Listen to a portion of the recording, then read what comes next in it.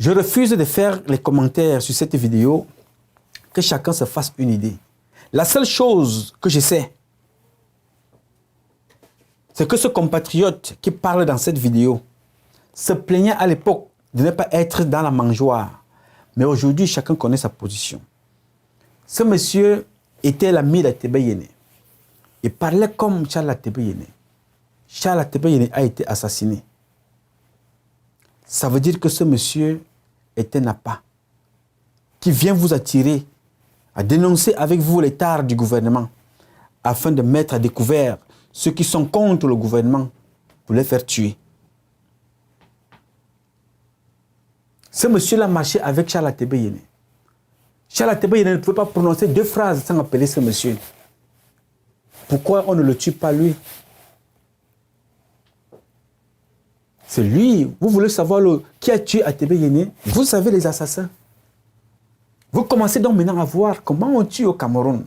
On vous infiltre et ils sont beaucoup parmi vous dans la diaspora. Vous avez vu? Voilà comment ça s'est passé. Où est Ateba Yene? Ce monsieur-là parlait, chaque fois qu'Ateba Yene parlait, il venait appuyer. Il était derrière Charles Ateba Yene. Et c'est eux qui ont tué Charles Ateba Yene. Vous commencez donc maintenant à voir la vérité. Vous commencez à voir qui est ce monsieur. Je vous ai parlé de ça depuis très longtemps. J'ai discuté avec un journaliste qui est venu au Cameroun qui m'avait dit que mais que penses-tu de ce monsieur-là? Je n'aime pas prononcer son nom. Que penses-tu de ce monsieur-là? Je lui ai dit, ah, attention Tara, ce type est dangereux. C'est un gars qui n'a rien. Il n'a rien comme vous le voyez là. Il viendra faire semblant de divertir les gens. Il mange l'argent que son père a volé. Donc il ne peut pas être avec vous. Ce n'est pas possible. Ce journaliste-là m'a dit, Tara, moi-même je comprends, je commence à comprendre. C'est pour ça que je ne veux pas m'afficher. Nous voilà aujourd'hui. Regardez encore cette vidéo de ce monsieur-là. Les policiers viennent arrêter tout le monde dans une salle. Un truc qui a été organisé par ce monsieur. On arrête tout le monde. Sauf ce monsieur. Les policiers, la police arrête tout le monde dans la salle. Tous les panélistes sont arrêtés. Mais la police prend soin de ne pas arrêter le traître. Comme vous voyez là. Regardez encore cette vidéo.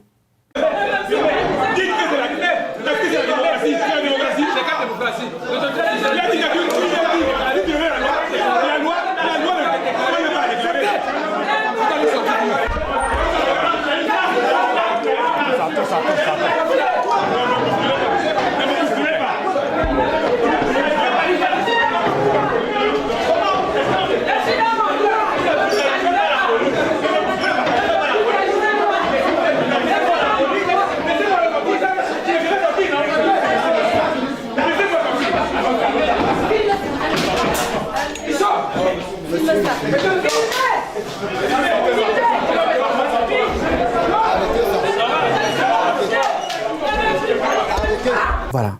Et c'est ça, et c'est comme ça qu'il a organisé l'assassinat d'Ateba Yene et beaucoup d'autres au Cameroun.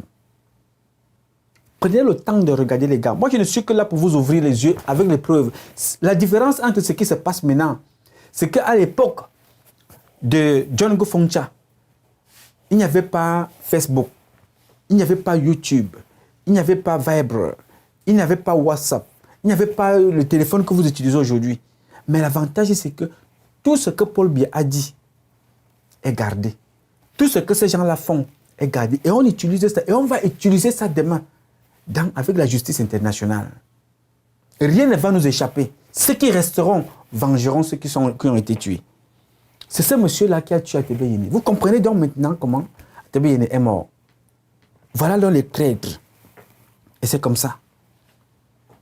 Tuer pour développer un pays. En fait, je comprendrais, on pourrait encore donner une excuse, même si ça ne s'explique pas de tuer quelqu'un. Mais tuer parce que vous n'êtes pas d'accord avec quelqu'un, c'est grave. C'est-à-dire tuer quelqu'un là où commence même la fondation de la démocratie. C'est dans le désaccord. C'est quand vous n'êtes pas d'accord. Alors, depuis que ces gens-là ont tué Charles Ateba Yene, qu'est-ce qui a changé dans notre pays, le Cameroun, en bien? Rien, à mon avis. La situation s'est empirée. notre pays ne deviendra jamais émergent. Le Cameroun n'est pas un pays. Je le répète, j'ai fait des études là-dessus. Le Cameroun est une mafia. Quand un orphelin, comme moi, je n'ai jamais été fils de riche, je ne sais pas quoi, je me bats comme je me bats là, pour me faire un nom, pour m'imposer, et vous croyez que vous allez me ridiculiser n'importe comment? C'est moi qui vais vous ridiculiser. Nous sommes dans un pays où, si tu veux rester grand, ne mets pas tes pieds au Cameroun. Quand vous brillez, ça énerve les gens.